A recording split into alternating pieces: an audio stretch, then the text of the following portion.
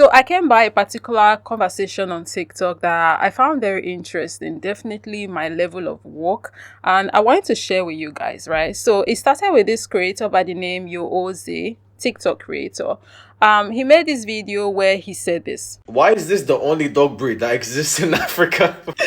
I swear to you, no matter where you go in Africa, you will find this dog. Always just out there. There's no chihuahuas in Africa, no golden retrievers, no bulldogs, but you can definitely find at least 100 of these. Bro, let me tell you, these dogs are hustlers. They'll do whatever they need to do to stay alive.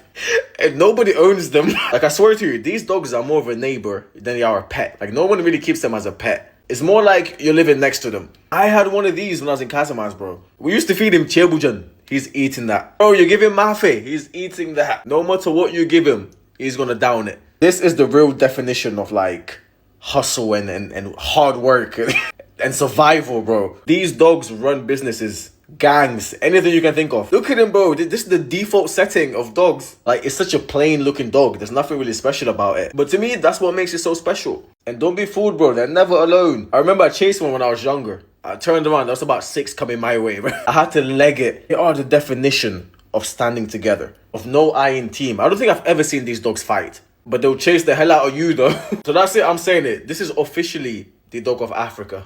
Let me know what you guys think. Obviously, I'm speaking for Senegal, but let me know if you got these in your country as well. I bet you 100%. If you live in Africa, or at least West Africa, you've got this dog in your neighborhood. But let me know in the comments. This dog does exist in Nigeria, where I'm from, where I live, and it goes by several different names across the country. Over here in the south, we call it Bingo. Some other people call it Inkita. People from the east, they call it, I believe, if I'm not mistaken, Ekuke. And that isn't to say that these dogs don't get named, specific names by their owners, but those are like their default names, if you get what I mean. And I know some of you right now be wondering, okay, why are we talking about dogs? It's because this creator made a follow-up video to the situation, because the video blew up, right? It went viral. We see people in the comments saying things like, this is the Toyota of all dogs. Even Asians came into the conversation as well. They started talking about how they have the same dogs in Asia. This person said, Philippines, bro, crying emoji. So the creator made a follow-up video. So it turns out this dog isn't just in Africa, but it's in every third world country.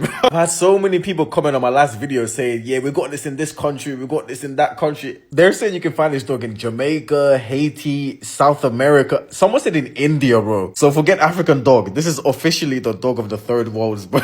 This dog is international. Wherever there is struggle in the world, you can find this dog, basically. And one thing you see across the different comments from the different people from Africa to the Caribbean to Asia, they are all saying that this dog is a sign of poverty. This person said it's an economic indicator. Another comment below with the same dog, they said Sri Lanka. Another comment, he's struggling with us. It's a default dog. We can't afford the expensive models. And that led to the conversation about this dog broadening. So it turns out this dog isn't just in Africa, but it's in every third world country.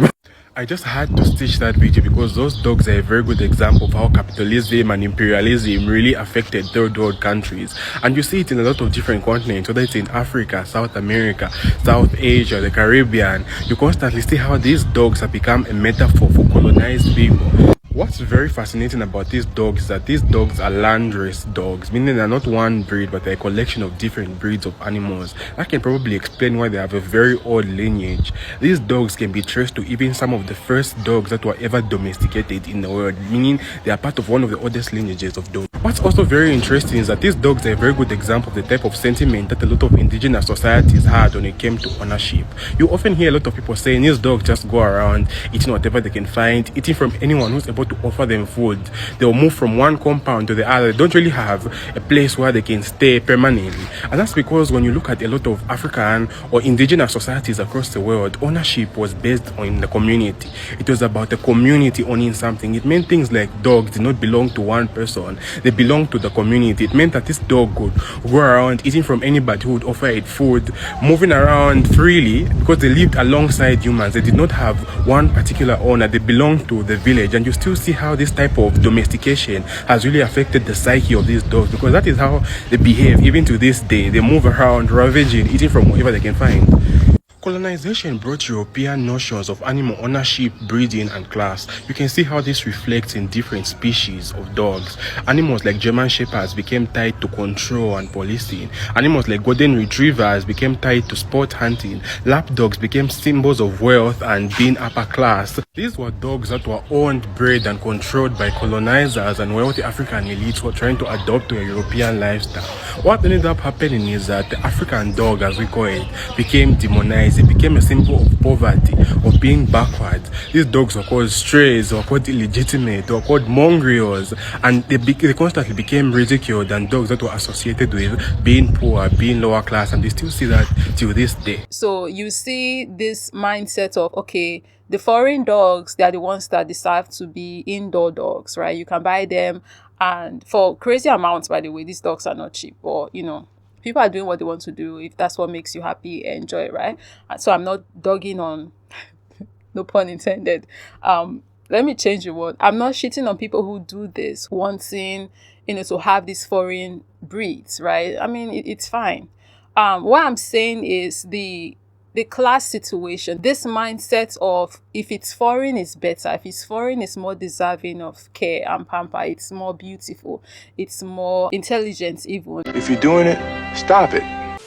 And this is what the colonial narrative really kicks in. You'll notice how European animals are usually called civilized, they are purebred, they are disciplined animals. Indigenous animals, on the other hand, are usually called wild animals, mongrels, they are uncivilized, they're primitive. And you'll notice how the same colonial hierarchy is being placed on animals. No one is safe.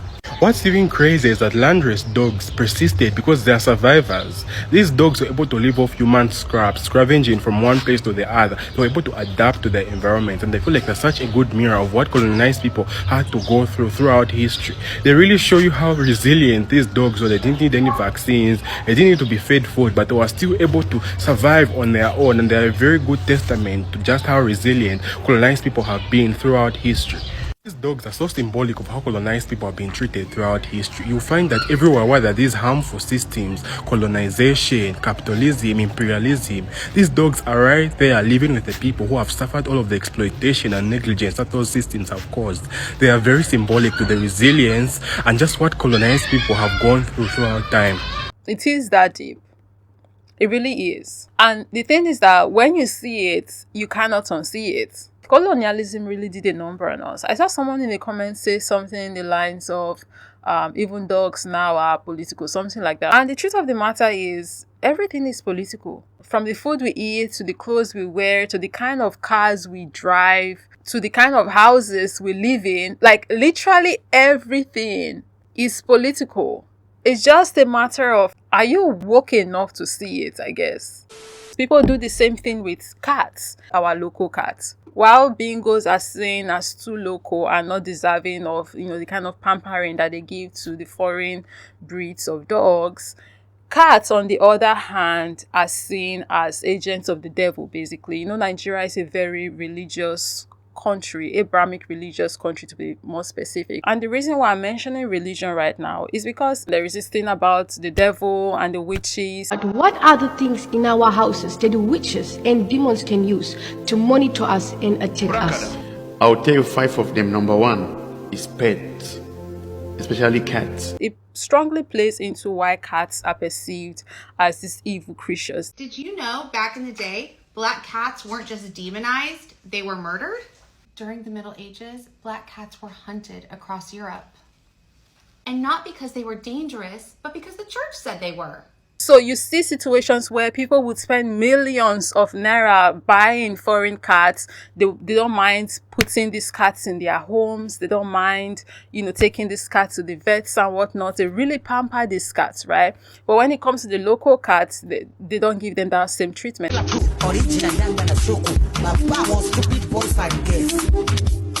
This mindset of, even if you are going to get a cat, don't get a local cat. Because there are a lot of people that believe that the local cats are witches, basically, or the ones that witches can use, right? So get a foreign one. That one is exempt from the witchy stereotype. And this is not to say that there are no people who have local cats and treats them well, because of course those people do exist. But I'm speaking to the collective mindset of what's going on here. And it just goes to show just how much, once again, like the damage these people and the issues that they came with, right? The belief system that they came with have done to the minds of African people, and how now we perceive not just ourselves, but even nature around us. We don't see it like we are supposed to anymore. Like, our minds have been basically badly tainted, corrupted, to the point where I'm like, only a revolution can take us out of this sunken place. But I do want to hear from you guys, though, what you think about this entire situation, this dynamic that it's at play here. Yeah, let's continue this conversation in the comment section. Thank you for watching. I'll be catching you guys in the next one.